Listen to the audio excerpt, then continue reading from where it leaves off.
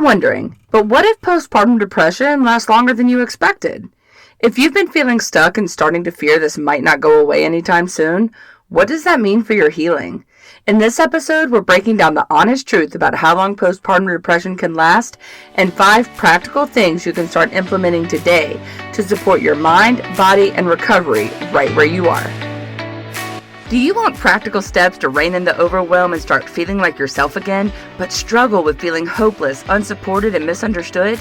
If so, you're in the right place. Hi, I'm Stephanie, wife, mom of 4, and a 2-time acute postpartum depression survivor. I learned the secrets of how to overcome the feeling of drowning and fully thrive as a new mom through life-giving hope and support. If you're ready for validation, encouragement, and those easy practical tips, then take a deep breath in, exhale, and we'll take the first steps together. Here we go. Did you know that I have a free community of mamas just like you? New moms who are struggling to survive, much less thrive, and are looking for hope, encouragement, and validation? We share life together. There's a short weekly devotion, encouraging quotes, and so much more. There's even chances to win free coffee and prizes. Come join us at bit.ly/PPD support group. Also, become an insider and get weekly emails from me with the latest episodes and even more support. Sign up at bit.ly/PPD list. After my first postpartum depression experience, I did get treatment. I started medication, I had some support, and I was functioning again. But if I'm being honest, I didn't feel fully seen, and I definitely didn't feel fully better. It felt more like survival than healing, like I had barely crawled out of the fire instead of actually being restored. I assumed once the medicine kicked in, that would be the end of the story. But healing wasn't quick for me. It wasn't neat and pretty. It took much longer than I expected. And when postpartum depression returned after my second daughter, I realized something hard. This journey doesn't always follow the timeline people expect. 4 years later, after the adoption of our son was finalized, I still experienced PTSD from my previous postpartum depression trauma. Even though the babies were healthy, even though life was moving forward, even though everyone assumed the hard part was over, it wasn't for me. I enrolled in an outpatient program and had to work through the lingering effects of what postpartum depression had done to me, mentally and emotionally. People often think healing should be quick, but sometimes healing takes years. Sometimes it looks like learning how to trust your own mind again. Sometimes it looks like walking back into your baby's nursery without panic. Sometimes it looks like surviving one ordinary Tuesday without fear. But healing happened. It was just slower than I expected. One of the hardest truths about postpartum depression is that it can last much longer than people tell you. And when you expect quick healing, that reality can feel crushing. So today we're talking honestly about how long PPD can last and 5 things you can start implementing today to help combat it. Early support changes everything. One of the hardest truths about postpartum depression is realizing it doesn't always disappear quickly. Many moms assume, oh, this is just the baby blues, it'll pass in a week or 2. And once I get more sleep, I'll feel better. Or once the newborn stage ends, I'll be fine. And while sometimes symptoms improve naturally, true postpartum depression can last for months or even longer if it goes unsupported. That can feel overwhelming to hear. But here's the hopeful part. The sooner you get support, the sooner healing can begin. Ignoring it doesn't make it smaller. Support, though, does make it lighter. Maybe you've been telling yourself for 3 months, I just need to push through. But instead of improving, the anxiety feels worse, the sadness feels heavier, and functioning feels harder. That's not weakness. That's a sign you deserve and need help. So start here. Tell one trusted person the truth.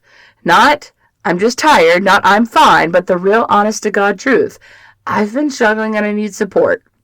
Because healing often begins with honesty. You do not have to wait until things get worse to ask for help. Then stop waiting to feel better before taking care of yourself. PPD often creates a cycle where you think, once I feel better, I'll start taking care of myself. But healing usually works in reverse. Sometimes you have to take small care steps before the feelings shift. It's kind of like faking it till you make it, postpartum style. Not because self-care fixes depression, but because your body and nervous system need support while you heal. Waiting for motivation can just keep you stuck in a rut. I've been there. Action often comes before emotion. Maybe showering feels like climbing a mountain. It certainly did for me. Or going outside feels exhausting. Even drinking water feels like effort. And because everything feels heavy, you just postpone it all. But the longer basic care gets delayed, the worse your body often feels. And that feeds this emotional struggle we're in. So choose one small, non-negotiable thing today. Drink water before coffee. Oh, I'm bad at that one. Step outside for 5 minutes. Take a shower, or eat something with actual nourishment.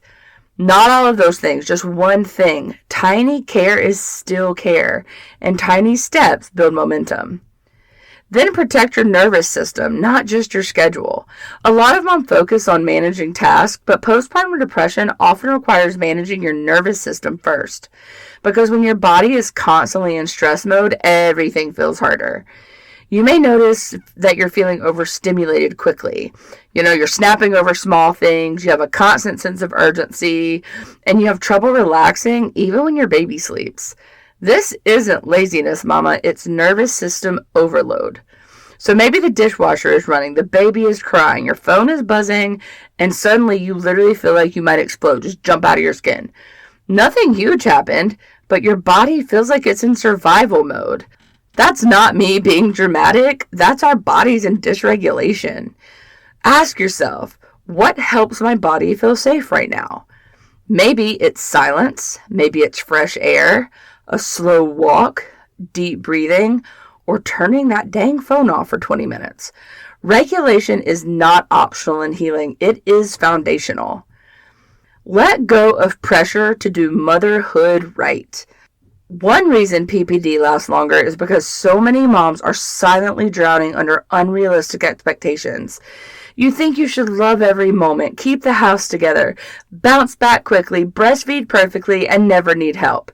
And when reality doesn't match that picture, shame steps in. But perfection is not the goal. In this case, support is.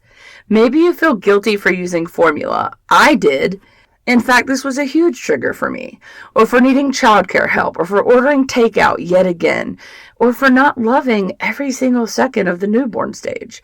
And instead of compassion, you give yourself criticism. That pressure is exhausting. So replace perfection with permission. I give you permission to ask for help, permission to lower your expectations, and permission to do what works for your family. Because motherhood is not a performance. You do not need to prove your worth by suffering. And finally, healing needs consistency, not intensity. When moms realize PPD may take time to heal, the temptation is often to look for one big fix. One perfect routine, one breakthrough moment, or one magic solution.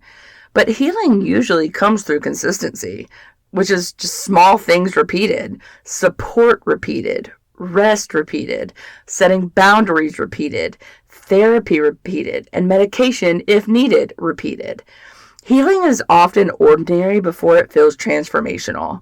So maybe you expected counseling to make you feel instantly different after one session, but instead your progress feels slow. That doesn't mean it isn't working. It means healing is happening the way healing usually does, gradually. Anchor yourself here. I do not need a dramatic breakthrough. I need consistent support. Then keep showing up, mama. Even when progress feels invisible, especially then, because consistency creates change. To recap, postpartum depression can last longer than many moms expect, but that does not mean you are stuck forever. So tell one trusted person the truth.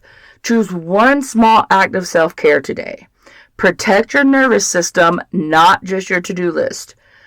Release perfection and choose permission, and focus on consistency over intensity. Healing is possible, and it often starts smaller than you think. If hearing that postpartum depression can last for months feels scary, I want you to hear this too. Longer does not mean hopeless. It simply means healing deserves attention. You are not meant to white-knuckle your way through this alone. Support matters, consistency matters, and starting today matters. There is hope, mama, and I am living proof of that.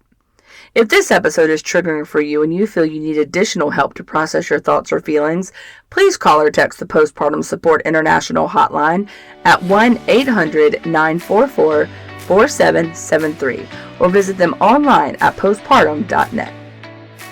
Hi, I hope you enjoyed today's episode of my mom's show. If so, would you take 30 seconds and share it with a mom friend who may be struggling to feel like herself and is in need of some encouragement today? Also, please leave a quick review for the show on Apple Podcasts. It blesses my mom's heart to know this podcast is helping you.